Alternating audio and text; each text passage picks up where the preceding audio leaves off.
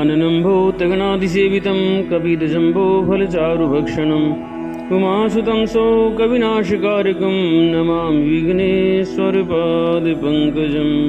सर्वमङ्गलमङ्गल्ये शिवे सर्वार्थसाधिके शरणे त्र्यम्बके गौरी नारायणी नमोऽस्तुते। मङ्गलं भगवान् विष्णु मङ्गलं गरुडध्वज मङ्गलं पुण्डरीकाक्ष मङ्गलाय तनोहरि।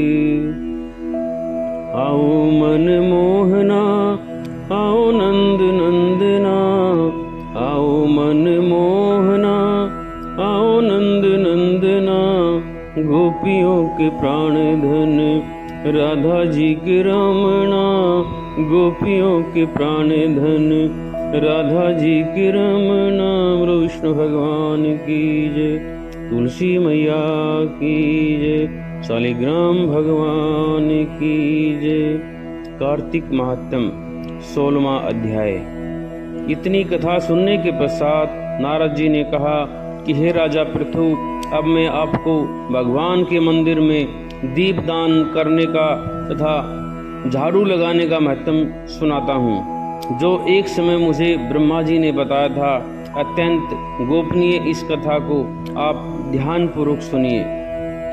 अत्यंत प्राचीन काल की बात है। चंद्रवंश में जयध्वज नाम का एक अत्यंत प्रतापी तथा प्रभु भक्त राजा राज्य करता था।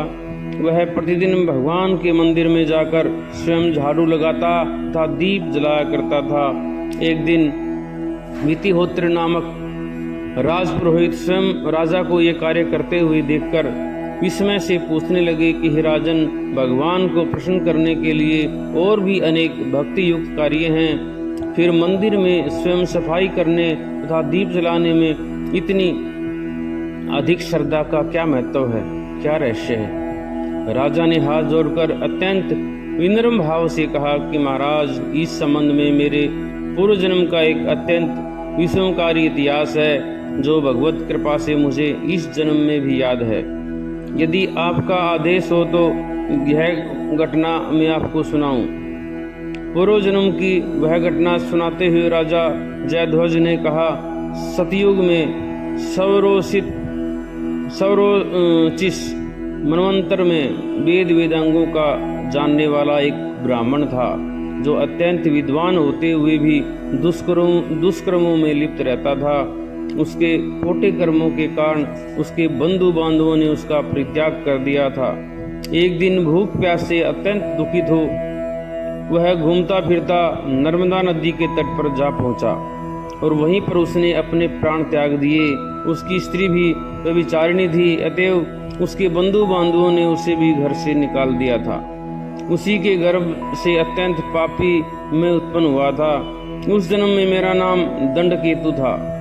दूसरों की स्त्रियों, वेश्याओं तथा धन के लिए मैंने गौ, पशु तथा अनेक मनुष्यों की हत्या की और इस प्रकार पाप पूर्ण जीवन व्यतीत करता रहा। एक रात्रि को किसी दूसरे की स्त्री से भोग करने की इच्छा से मैंने एक सोने देवालय में गया। वहां जाकर मैंने वस्त्र से स्थान साफ किया और दीपक जलाया। उस सोने मंदिर में दीपक जलता देखकर ग्राम रक्षक वहां आ गए और मुझे चोर या डाकू समझकर उन्होंने लाठियों से मुझ पर इतने प्रहार किए कि मेरी मृत्यु हो गई। प्राण निकलते ही भगवान के दूत वहां आ गए और मुझे सुंदर विमान में बिठाकर वैकुंठ को ले गए। कार्तिक के महीने में भगवान के मंदिर में झाड़ू लगाने तथा दीपक जलाने से मुझे इतना फल मिला कि कोई कल्प तक स्वर्ग में सुख होकर अब मैंने चंद्रवंश में जन्म लिया। यदि श्रद्धा और भक्ति पूर्वक यही क्रिया कार्तिक के पूरे महीने में की जाए, उसके पुण्य का तो कहना ही क्या है। इसका वर्णन ब्रह्मा जी भी नहीं कर सकते। एक अन्य कथा सुनाते हुए नारद जी ने कहा, राजा पृथु, अब दूसरे के दीपक जलाने का महत्व सुनो।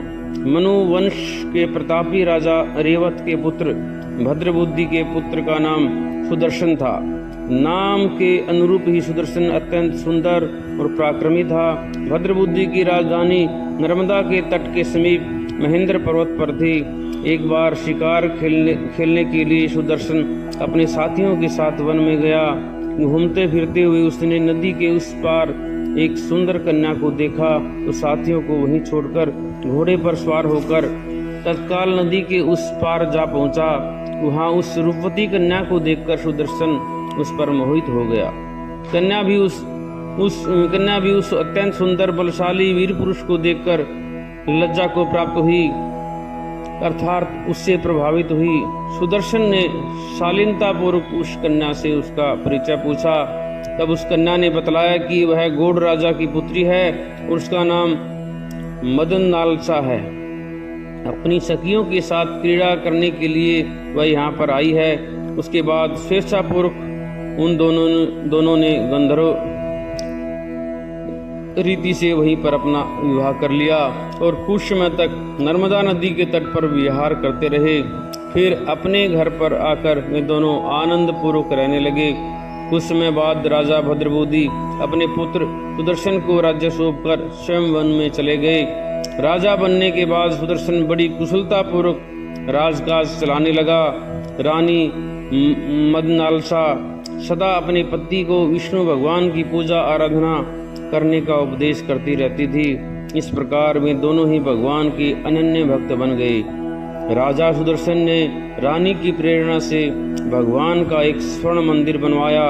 दोनों ही उसमें प्रतिदिन भगवान का पूजन तथा कार्तिक मास में दीपदान किया करते थे। एक दिन रानी मंदिर में दीप जला रही थी कि उसी समय राजा ने उसे बुलाया, परंतु दीप जलाकर आने में रानी को देर लग गई। इस पर राजा सुदर्शन ने क्रोधवेश में आकर रानी से कहा, तुम तो कहती थी कि पति ही स्त्री का देवता होता है, फिर दीपदान में इतनी देर लगाकर तूने मेरा अनादर क्यों किया? यदि देरी का कोई और गुप्त कारण हो तो कहो।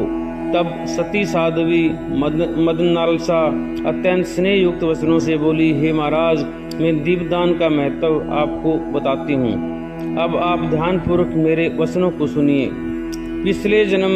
अपने पिछले जन्म की कहानी सुनाते हुए रानी ने कहा, अपने पिछले जन्म में मैं एक चूहिया थी। गोदावरी के तट पर एक मंदिर में मैं रहती थी। एक दिन भगवान के मंदिर में रात्रि को जलता हुआ दीपक की बत्ती छोटी होने के कारण बुझने लगी। मैंने घी खाने के लोभ में बत्ती को मुंह से पकड़कर उठाया। मेरे ऐसा करने से दीपक की लो तेज हो गई, परंतु साथ मेरा मुंह भी जल गया। इससे मैं मृत्यु को प्राप्त हुई, क्योंकि रात के समय भगवान का दीपक प्रज्वलित करते हुए मेरी मृत्यु हुई थी। इस कारण मैंने एक सुंदर रूप पाया और आपकी रानी बनी। यदि कोई श्रद्धा पूर्वक भगवान के मंदिर में दीप दान करता है तो उसके फल का तो कहना ही क्या। आपकी रानी के मुख यह वचन सुनकर राजा सुदर्शन ने आजीवन कार्तिक मास का व्रत करके भगवान के मंदिर में दीपदान किया और अंत में वैकुंठ को प्राप्त हुआ। बोलो विष्णु भगवान की जय। कार्तिक मास की जय। तुलसी महारानी की जय। श्री कृष्ण गोविंद हरे मुरारी, हे नाथ नारायण वासुदेव। श्री कृष्ण गोविंद हरे मुरारी, हे नाथ नारायण वासुदेव।